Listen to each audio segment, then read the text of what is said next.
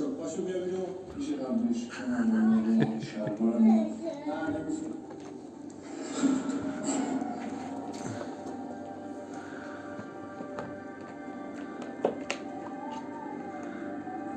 فکر میکنید من نیستم من یک نظافتچی زحمتکش بودم اصلا کی رو من آزارم به یه مورچه نرسه آره 52 مگس تو بازداشتگاه کشتم همین بابده به خدا اشتباه کردم من نمیدونم اصلا من شلوغ‌کاری نکن گوش کن من 3 روز آوردمت اینجا نم صدا تلویزیون اونه ماشاءالله چه زیاده. روز دیگه هم اینجا نگرت می‌دارم چه دلیل حق از قربونت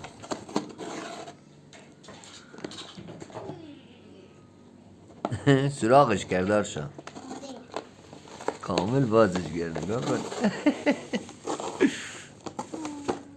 دوونک سنیک دوونک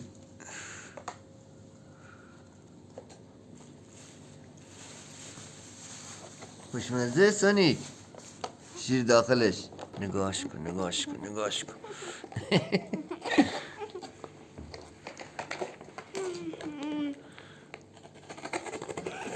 اوه اوه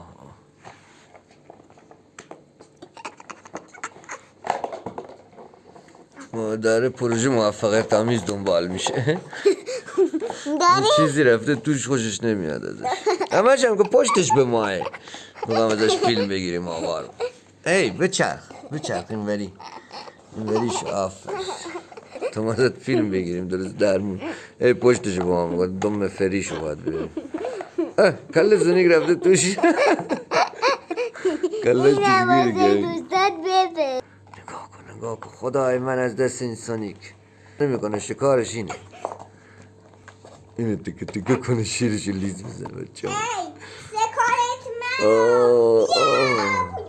دیگه تمام شد دیگه اینه لیسشو زد هنوز تاش لیس نزد آرشا سرگرمش کرد با توپ سرگرم شد